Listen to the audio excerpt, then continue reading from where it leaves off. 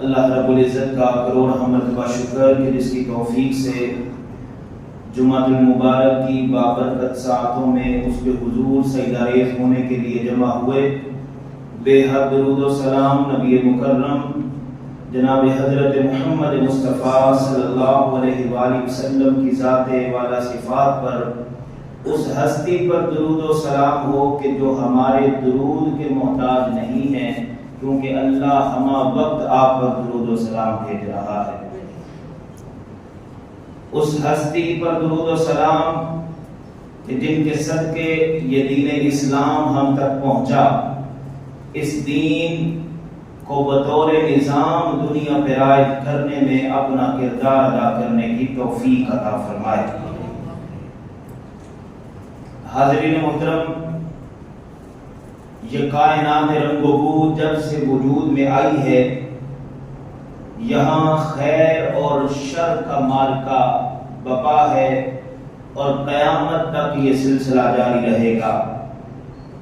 حق کے علمبردار ہمیشہ حق کی سربلندی کے لیے کوشاں اور سر دھڑ کی بازی لگاتے رہیں گے، جبکہ شر اور باطل کے سرغنے ہمیشہ حق کو پھیلنے اور پھولنے سے روکنے کے لیے اپنی توانائیاں اور کوششیں لگاتے رہیں گے، لیکن حقیقت میں کامیابی ہمیشہ اہل حق کو ہی نصیب ہوگی۔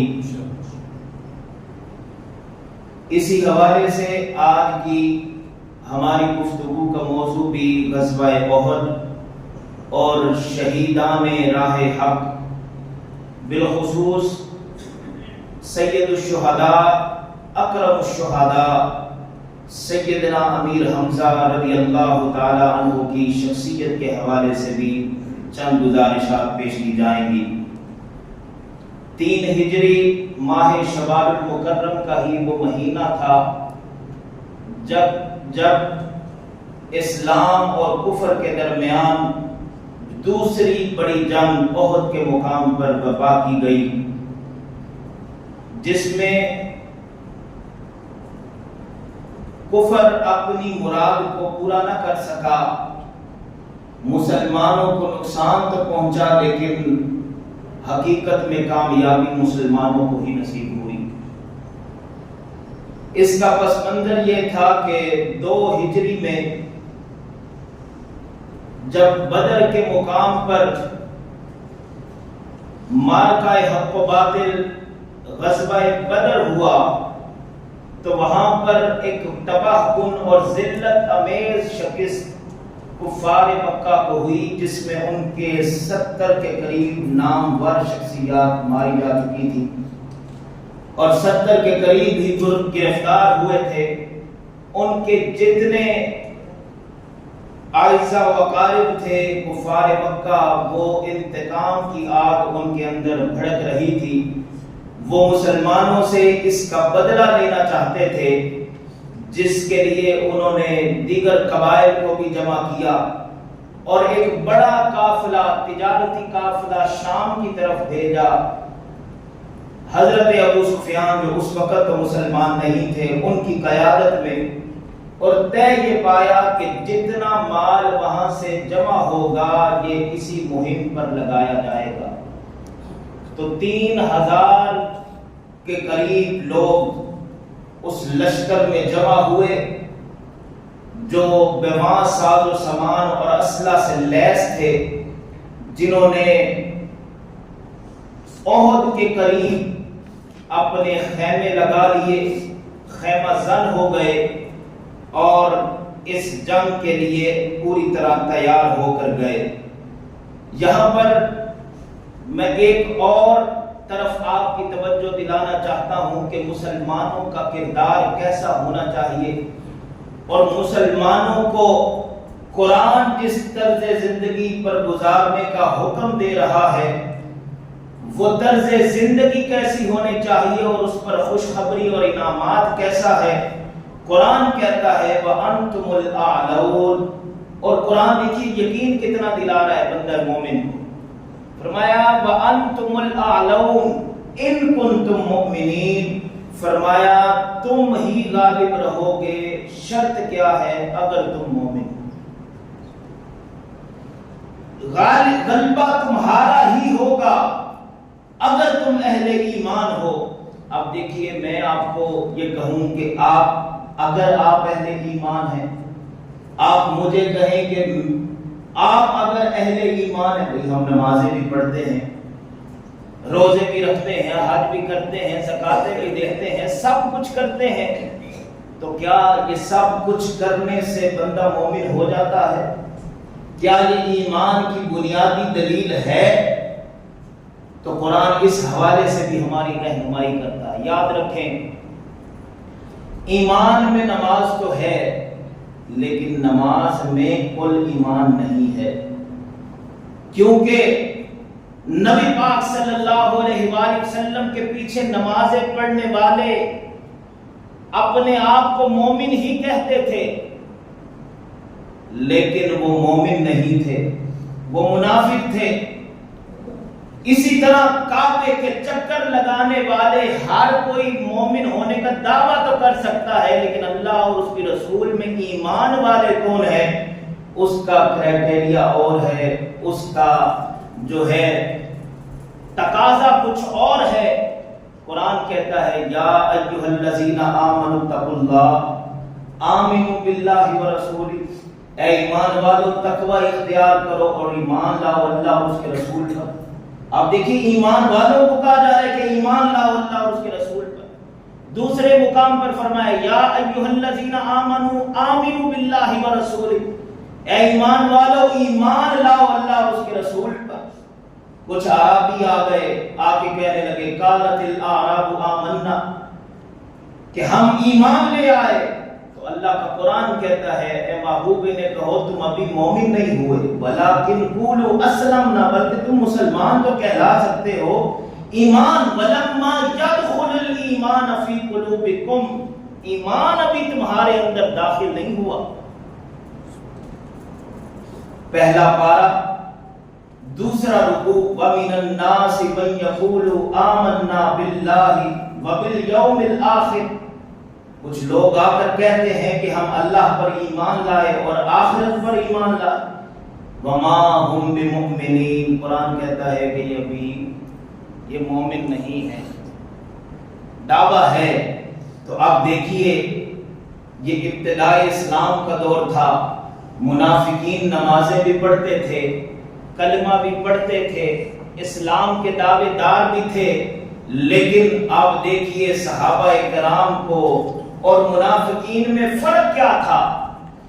نمازیں، روزے، دیگر اعمال، کلمہ، اسلام کے دعوے دار، منافق بھی تھے، مومن بھی تھے، لیکن فرق کیا تھا؟ آج یہ فرق بتاتے ہیں۔ قرآن کے پہلے پارے میں، پہلے صفحے میں آپ جب دیکھیں گے تو قرآن کہتا ہے وَإِذَا قِيلَ لَهُمْ آمِنُوا كَمَا آمَنَ النَّاسِ، اللہ جب منافقین سے کہتا ہے کہ تم ایمان لاؤ ایسے جیسے میرے نبی کے صحابہ لائے، تو آگے سے کیا کہتے ہیں؟ قَالُوا أَنُؤْمِنُ، کہ ہم ایمان لائیں ایسے السفہاء، جیسے یہ بے وقوف لائے، معاذ اللہ۔ دوسرے مقام پر اللہ نے ایمان کیا ہے بتایا، فرمایا فَإِنْ آمِنُوا بِمِثْلِ مَا آمَنْتُمْ بِهِ فَقَدِ اهْتَدَوْا، فرمایا اگر تم ہدایت یافتہ لوگوں میں شامل ہونا چاہتے ہو تو پھر ایمان ایسے لاؤ جیسے میرے نبی کے صحابہ لائے۔ یعنی ایمان جو صحابہ کا ہے، اللہ نے اسے رول ماڈل بنا دیا، ان کے ایمان کو پوری دنیا کے لیے، قیامت تک کے لیے ہدایت کا سرچشمہ بنا دیا۔ فرمایا ہر دعوے کرنے والا، ہر نمازیں پڑھنے والا مومن نہیں ہو سکتا، مومن وہی ہوگا جو اس طرز پر ایمان لائے گا جیسے صحابہ ایمان لائے۔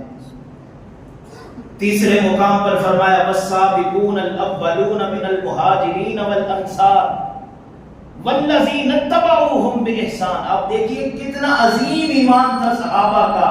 فرمایا جو ان کی اتباع کرنے والے دیگر اہل ایمان ہیں اللہ تو ان سے بھی راضی ہو گیا ہے اور وہ اللہ سے راضی ہو گئے ہیں. اللہ نے سب کے ساتھ جنت کا وعدہ کر لیا. حاضرین محترم، کیا بات تھی. آج بڑا شور مچاتے ہیں میں مومن، میں اہل ایمان، لیکن علامہ کہتے ہیں کہ خرد نے کہہ بھی دیا لا الہ تو کیا حاصل. دل و نگاہ مسلمان نہیں تو کچھ بھی نہیں. کیا چیز تھی صحابہ کے ایمان میں جس نے ان کے ایمان کو نمایاں کر دیا، جن کے ایمان کو رب نے دلیل کے طور پر پیش کیا، جن کے ایمان کو رہتی دنیا تک رول ماڈل بنا دیا. حاضرین محترم، وہ ایک ہی چیز تھی کہ ان کی ذات میں جس چیز کا غلبہ تھا وہ ذات رسالت مآب صلی اللہ علیہ وآلہ وسلم سے ٹوٹ کر محبت کرتے تھے، آپ سے عشق کیا کرتے تھے.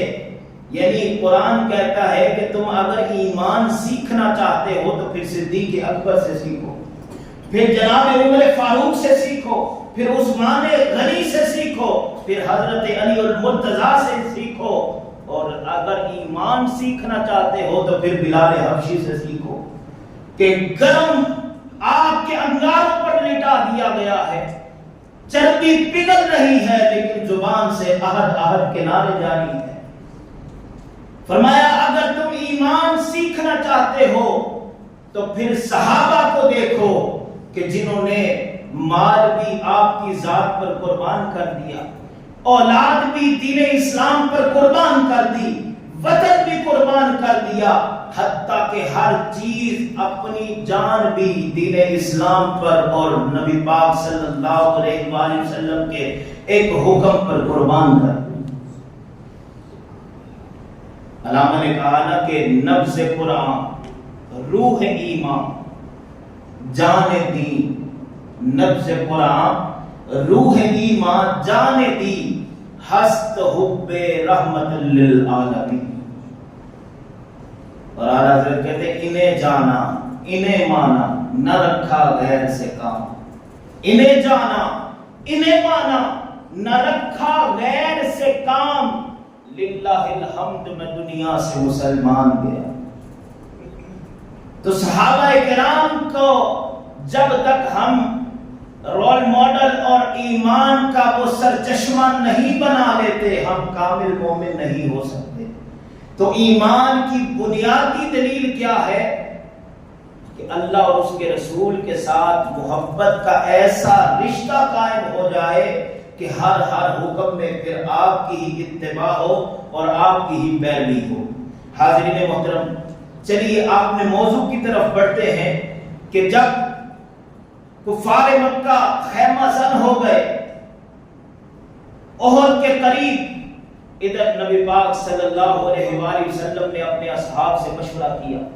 جمعہ کا ہی دن تھا، خطبہ جمعہ سے جب آپ فارغ ہوئے، مشورے ہو رہے ہیں. صحابہ کرام نے مشورہ دیا. نبی پاک صلی اللہ علیہ وآلہ وسلم کا اپنا مشورہ بھی یہی تھا کہ مدینہ میں رہ کر جنگ کی جائے، لیکن حضرت امیر حمزہ رضی اللہ تعالیٰ عنہ، دیگر صحابہ کرام نوجوان جو تھے، ان کا یہ مشورہ تھا کہ ہم باہر نکل کر جنگ کریں گے، کہیں کفار یہ نہ سمجھ بیٹھیں کہ یہ اپنے شہر میں دفاعی پوزیشن میں آ گئے ہیں، کہیں بزدلی نہ سمجھ بیٹھے، ہم باہر نکل کر جنگ کریں گے. نبی پاک صلی اللہ علیہ وآلہ وسلم نے اس مشورے کو پسند کیا. حاضرین محترم، یہ جتنی باتیں میں نے بنیادی کی ہیں ان کا مقصد صرف یہی تھا کہ جب یہ غزوہ احد کی بات ہوتی ہے تو بعض نادان دو صحابہ کرام کے کردار پر بڑی عجیب طرح کی گفتگو کرتے ہیں. میں نے اس بنیاد اس لیے بنا دی کہ نبی پاک صلی اللہ علیہ وآلہ وسلم کو اور قرآن میں اللہ کو ایمان بھی صحابہ کا پسند ہے، تو اس لیے ان پر تانزنی کرنے سے پہلے 1000 بار سوچنا چاہیے کہ اللہ نے وہ کیسی ہستیاں تھیں جن کو اپنے نبی کے اصحاب کے طور پر چن لیا. تو وہ عظیم صحابہ، ان کا کردار بڑا ہی شاندار تھا اس جنگ میں، اور وہ منافقین جن کی مذمت ہر دور میں کرنی چاہیے، آج بھی کریں گے، اور یہی وہ منافقین ہیں جنہوں نے اسلام کو اور مسلمانوں کو ہر دور میں نقصان پہنچایا۔ اب جنگ احد کا ہی دیکھ لیجیے، عبداللہ بن ابی جو تھا منافقین کا سردار، رئیس المنافقین، اس کا کردار آپ کے سامنے ہے۔ 1000 کی تعداد حضور نے لے کر نکلے ہیں، این اس وقت جب جنگ کا موقع ہے، یہ اپنے 300 لوگوں کو الگ کر لیتا ہے۔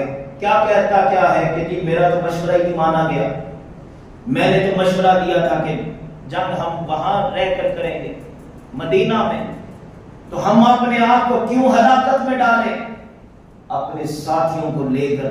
یہ کتنا دل برداشتہ ہوتا ہے کہ ویسے ہی 3000 کا لشکر ہے 1000 کے مقابلے میں، 1000 میں سے بھی 300 کم ہو جائیں، بڑے حوصلے پست ہوتے ہیں۔ لیکن نبی پاک صلی اللہ علیہ وآلہ وسلم نے اور صحابہ کرام نے 700 کے ساتھ بھی عظیم الشان داستان رقم کی جو رہتی دنیا تک مثال بن گئی۔ یہ تھا منافقین، اور یہ وہ منافق تھا جو جمعے سے پہلے حضور کے لیے تقریریں کیا کرتا تھا، کہتا تھا کہ مجھے ہماری تو خوش قسمتی ہے کہ حضور ہمارے درمیان آ گئے، ہم اہل ایمان میں شامل ہو گئے۔ یہ اس طرح کا منافق تھا، اور عین جنگ کے وقت اس نے ایسا چھلا گھونپا مسلمانوں کی پیٹ میں جس سے حوصلے پست ہوئے۔ حاضرین محترم، یہ کردار سامنے ہونا بے حد ضروری ہے، اور جو لوگ نادان دوست شکست کا بات کرتے ہیں تو اس نقصان ضرور ہوا مسلمانوں کو، لیکن اس نقصان میں بھی بہت ساری حکمتیں موجود تھیں۔ رہتی دنیا تک آنے والے مسلمانوں کے لیے بہت سارے پیغامات تھے، اور یاد رکھیے صحابہ سے غلطیاں ہو سکتی ہیں، وہ نبی نہیں ہیں، نبی نہیں ہیں جن سے غلطی نہیں ہو سکتی، بڑی غلطیاں ہوئیں، لیکن اللہ کا قرآن کہتا ہے کہ ہم نے ان غلطیوں کو درگزر کر دیا، ہم نے ان کی لغزشوں کو معاف کر دیا۔ جب رب معاف کر رہا ہے، ہم کون ہوتے ہیں ان کی غلطیوں کو ہائی لائٹ کرنے والے، ان کی غلطیوں کو اچھالنے والے؟ تو اللہ نے معاف کر دیا۔ حاضرین محترم، اسی جنگ میں بڑے خوبصورت کردار صحابہ کرام کے، چند مثالیں میں آپ کے سامنے، اور یہ بتانا چاہتا ہوں کہ اصل میں اہل ایمان کی بنیاد علامت کیا ہے، اہل ایمان کون ہوتے ہیں۔ آپ دیکھیے 14 سال کا ایک نوجوان ہے، نام ہے رافع بن خدیج۔ صحابہ کرام میں سے بہت سارے بچے تھے، کم سن تھے، حضور نے الگ کر دیا۔ یہ ایسا نوجوان تھا جو بہترین تیر انداز بھی تھا، لیکن عمر 14 سال تھی، جذبہ ایمانی سے سرشار تھا، اپنی ایڑیاں اس طرح اٹھا کر اپنے آپ کو نمایاں کرتا ہے، یا رسول اللہ میں بھی جنگ میں جانا چاہتا ہوں۔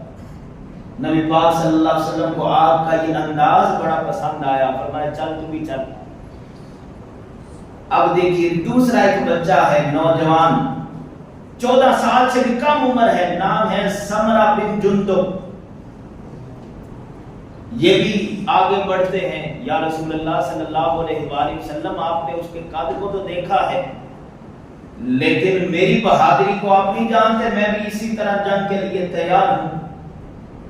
تو فرمایا تو کیا، تیرے پاس کیا ہے؟ یا رسول اللہ آپ نے جس کو منتخب کر لیا ہے آپ اس کے ساتھ میری کشتی کروا لیں، اگر میں جیت گیا تو مجھے لے جائیے گا۔ اگر انداز دیکھیے کیا ماحول ہوگا۔ سمرہ بن جندب رافع بن خدیج کو کہتے ہیں یار تیری میری لڑائی تو کوئی نہیں، میں نے تو یہ صرف ہیلا کیا ہے، اگر تو آج ہار جائے تو بظاہر میں جیت جاؤں تو میں بھی تیرے ساتھ منتخب ہو جاؤں گا، کیونکہ تو قبول ہو چکا ہے، جسے ایک دفعہ حضور قبول کر لے اسے ریجیکٹ تو نہیں کرتے، تو میں بھی منتخب ہو جاؤں گا۔ آج خدیج، رافع بن خدیج ہار کے بھی جیت گئے ہیں۔ میاں صاحب بھی کہتے ہیں نا جتن جتن ہر کوئی کھیلے، تو ہارن کھیڑ فقیرہ، جتن دامل کوٹی پہندا ہارن دامل ہیرا. تو آج یہ کشتی ہو رہی ہے. سمرہ بن جندب جیت گئے. آپ نے فرمایا چل تو بھی ہمارے ساتھ چل.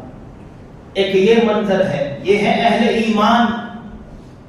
دوسری جانب ایک صحابی رسول ہیں جو اپاہج ہیں، ٹانگ سلامت نہیں ہے، 4 بیٹوں کو لے کر آئے. عرض کرنے لگے یا رسول اللہ یہ میرے 4 بیٹے ہیں. فرمایا یہ قبول ہیں لیکن آپ نہ جائیں، آپ کا جانا ضروری نہیں. اس صحابی کے لفظ سنیے اور ان کے ایمان پر رشک کیجیے. عرض کرنے لگے یا رسول اللہ صلی اللہ علیہ وآلہ وسلم کیا اللہ اپاہجوں کو قبول نہیں کرتا؟ اللہ میری قربانی کو بھی قبول فرمایا. فرمایا چل تیرا جذبہ بھی دیکھا ہے، چل تو بھی چل. اس جنگ میں وہ باپ 4 بیٹے اور باپ سب کے سب شہید ہو. یہ شہادت گاہ الفت میں قدم رکھنا لوگ آسان سمجھتے ہیں مسلمان ہونا. حاضرین محترم بہت سارے واقعات لیکن وقت کی کمی ہے. حضرت امیر حمزہ رضی اللہ تعالیٰ عنہ کا ذکر خیر کرتے ہیں جن کا کردار اس جنگ میں بڑا ہی نمایاں تھا، جن کے بارے میں حضور نے فرمایا صلی اللہ علیہ وآلہ وسلم اسد اللہ و اسد الرسول ہی، یہ اللہ کے بھی شیر ہیں، رسول اللہ کے بھی شیر ہیں. آپ کی جرت اور بہادری شروع سے ہی بڑی نمایاں تھی. جب حالت کفر میں بھی تھے تب بھی آپ بہادروں کے سردار تھے، اور جب ایمان کے ساتھ سرشار ہوئے تو پھر بھی آپ کی بہادری کے تذکرے ہر زبان زد عام ہو گئے ہیں. حضرت عمر یہ پہلے لوگوں میں ہیں والسابقون الاولون من المہاجرین، پہلے 30 لوگوں میں شامل حضرت حمزہ بن عبد المطلب رضی اللہ تعالیٰ. آپ کا نام حمزہ ہے، امیر حمزہ اس لیے کہا جاتا ہے کہ یہ سب سے پہلے اسلام کے پرچم کو سر بلند کرنے والے میدان عمل میں، جہاد کے میدان میں حضرت حمزہ رضی اللہ تعالیٰ. اسی وجہ سے آپ کو امیر حمزہ کہا جاتا ہے. غزوہ احد میں بھی آپ ہی نے اسلام کے پرچم کو سر بلند کیا.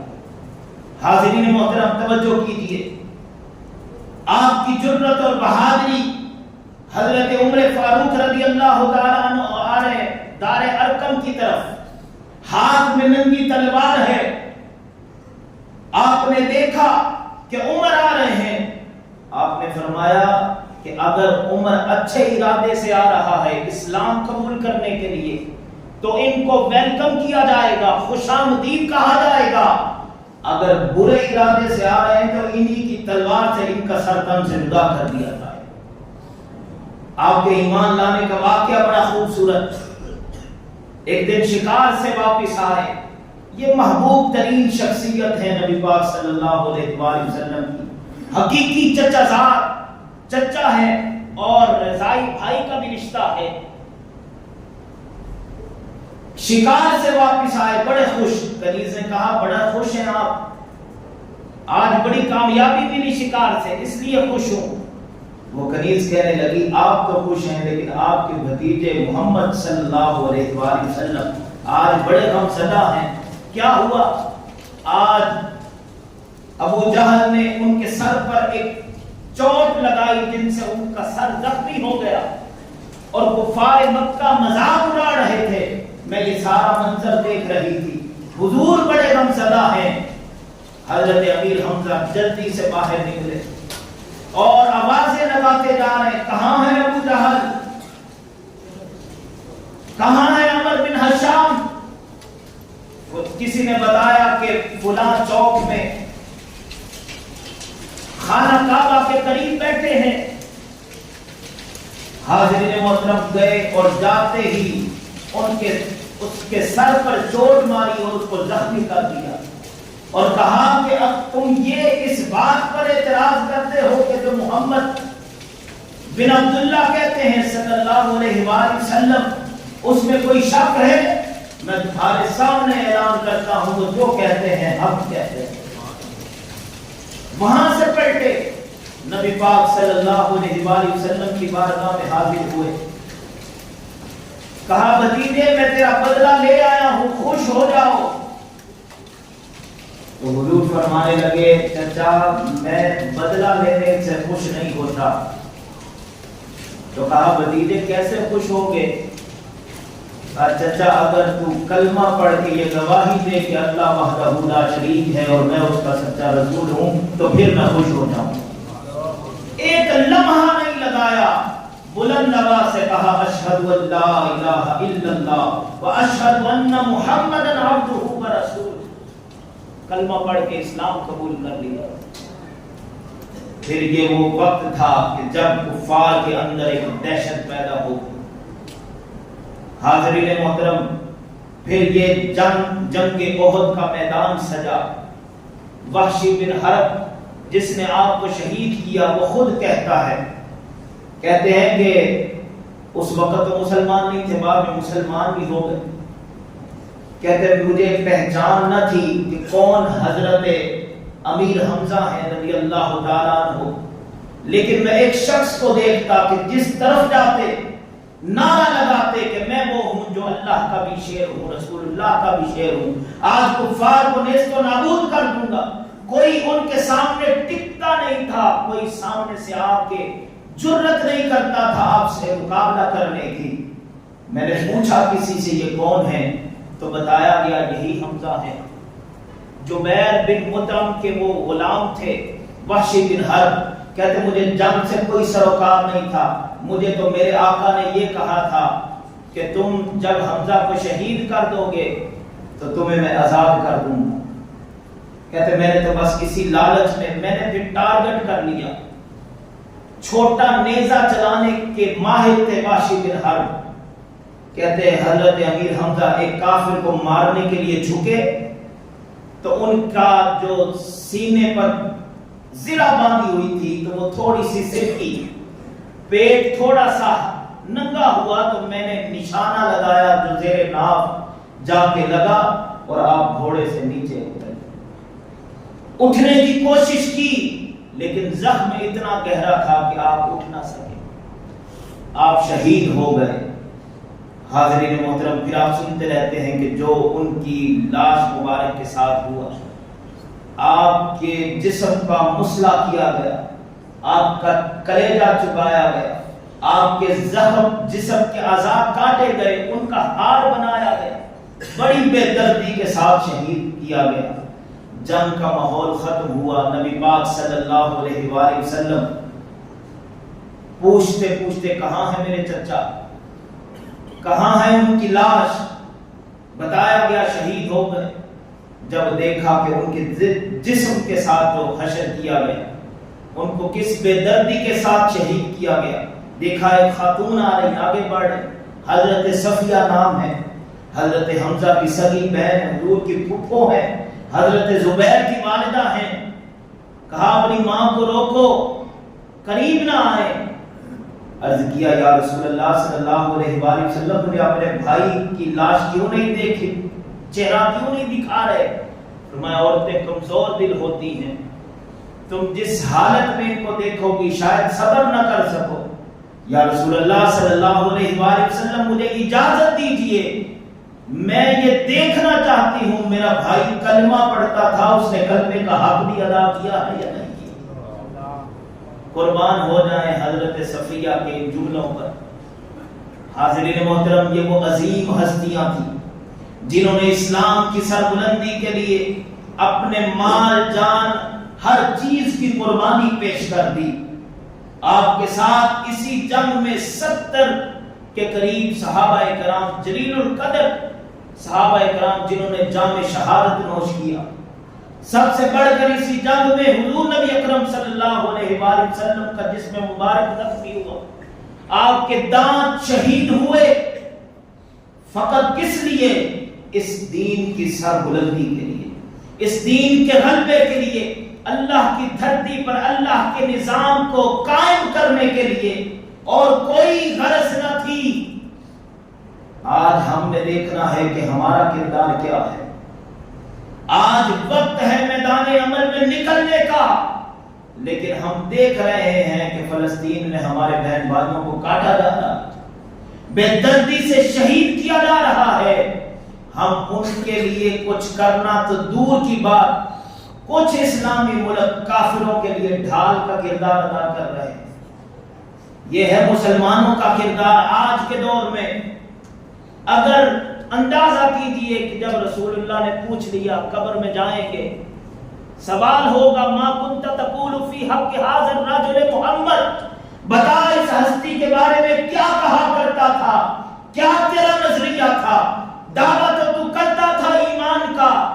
وہاں حضور نے خود ہی کہہ دیا کہ تو میرے دین کے لیے کیا کر کے آیا ہے، میں نے تو اس دین کے لیے اپنے دانت بھی شہید کروا دیے، میں نے اس دین کے لیے، دین کی سربلندی کے لیے اپنے جسم پر اوجڑی بھی برداشت کی، میں نے مکہ جیسا عظیم شہر بھی چھوڑ دیا، میں نے ہجرتیں کی، میں نے غزوات کیے، میں نے ہر چیز کی قربانی دی، بتا تو مجھ سے محبت کا دعویٰ کرتا ہے، تو کیا کر کے آیا؟ ہمارے پاس کوئی جواب نہیں ہوگا۔ ہماری بے حسی کا یہ عالم ہے کہ ان غزوات پر جب ہم گفتگو کرتے ہیں تو ایسا حد تک امیز ہمارا رویہ ہوتا ہے کہ جیسے صحابہ نے بہت بڑی کوئی غلطی کر لی تھی ان غزوات میں شرکت کر کے۔ جب ہم میدان عمل میں نکلنے کی بات کرتے ہیں تو لوگوں کا رویہ عجیب ہوتا ہے۔ حاضرین محترم، آج مسلمانوں کا کردار، وہ سوشل میڈیا پہ ایک بڑی زبردست بات، وہ 3 اوباش تھے، اس نے کہا بتاؤ تم میں سے سب سے زیادہ بغیرت کون ہے؟ ایک نے کہا میں سب سے زیادہ بغیرت ہوں۔ اس نے ایک بڑھیا جا رہی تھی، اس کو جا کے مارنا شروع کر دیا۔ دوسرے نے کہا تم نہیں، میں تم سے بڑا بغیرت ہوں۔